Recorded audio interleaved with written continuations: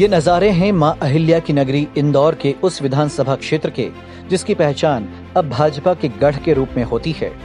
कभी इस क्षेत्र की पहचान स्लम एरिया और कपड़ा मिलों की वजह से होती थी। एक ही एरिया में कई बड़ी बड़ी चिमनियां मौजूद थीं। दुनिया भर में कॉटन किंग के नाम से प्रसिद्ध सर सेठ हुकुमचंद और उनके वंशजों ने इन कपड़ा मिलों की नींव रखी, जिनमें हजारों श्रमिक काम किया करते थे। एक समय यही मजदूर चुनावी नतीजे तय करते थे और इन मजदूरों को साथ लिए बिना कोई नेता चुनाव नहीं जीत पाता था। लेकिन आज यहाँ के हालात पूरी तरह बदल चुके हैं।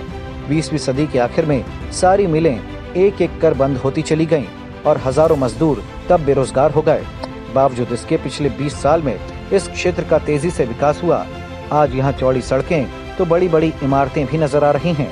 गली कूचों में खुली दुकानें उन्हीं मील मजदूरों की हैं जो कभी बेरोजगार थे, और इन्हीं दुकानों की वजह से इस क्षेत्र की समृद्धि हुई है। खैर, अगर इस सीट के चुनावी इतिहास की बात करें तो ये सीट सबसे पहले 1977 में अस्तित्व में आई और तब 1977 में इंदिरा विरोध की लहर के बावजूद ये सीट कांग्रेस के खाते में गई थी।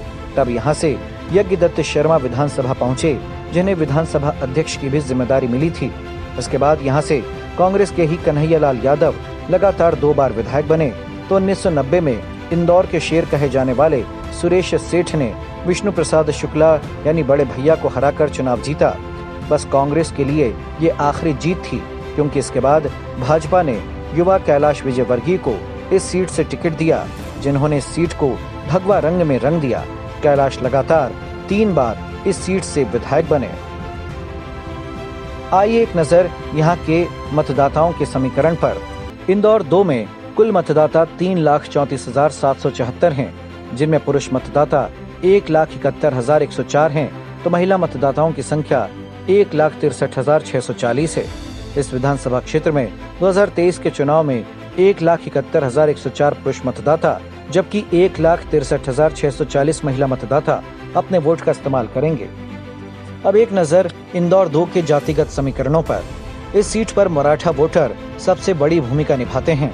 इनके अलावा SC, OBC और सामान्य वर्ग भी मजबूत है। हालांकि यहाँ जातिगत समीकरणों का ज्यादा असर नहीं होता।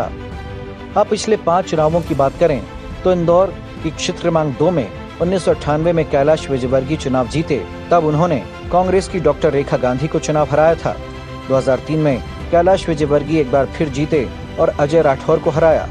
इसके बाद 2008 में रमेश मेंदोला को टिकट दिया गया। तब उन्होंने बुजुर्ग नेता सुरेश सेठ को हराया। 2013 में रमेश मेंदोला ने छोटू शुक्ला को हराया और 2018 में एक बार फिर रमेश मेंदोला को टिकट मिला और उन्होंने कांग्रेस से मोहन सेंगर को हराया। 2013 में रमेश मेंदोला ने पूरे प्रदेश में सबसे ज्यादा वोटों से सीट जीतने का रिकॉर्ड इसी सीट पर बनाया था। तब उन्होंने छोटू शुक्ला को 91,000 से ज्यादा वोटों से हराया था। इस सीट पर कैलाश विजयवर्गीय और पिछले 3 चुनावों से कैलाश के सबसे भरोसेमंद रमेश मेंदोला चुनाव लड़ रहे हैं और जीत भी रहे हैं।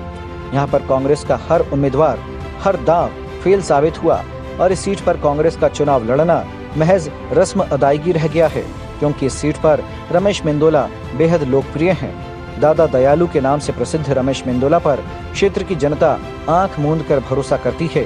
क्षेत्र में हुए विकास कार्यों का श्रेय भी कैलाश और रमेश की जोड़ी को ही जाता है। भजन, भोजन और भंडारे के लिए प्रसिद्ध इस जोड़ी ने मील क्षेत्र के मतदाताओं पर ऐसी पकड़ बनाई है कि मध्य प्रदेश में ये भाजपा की सबसे सुरक्षित सीटों में शामिल है।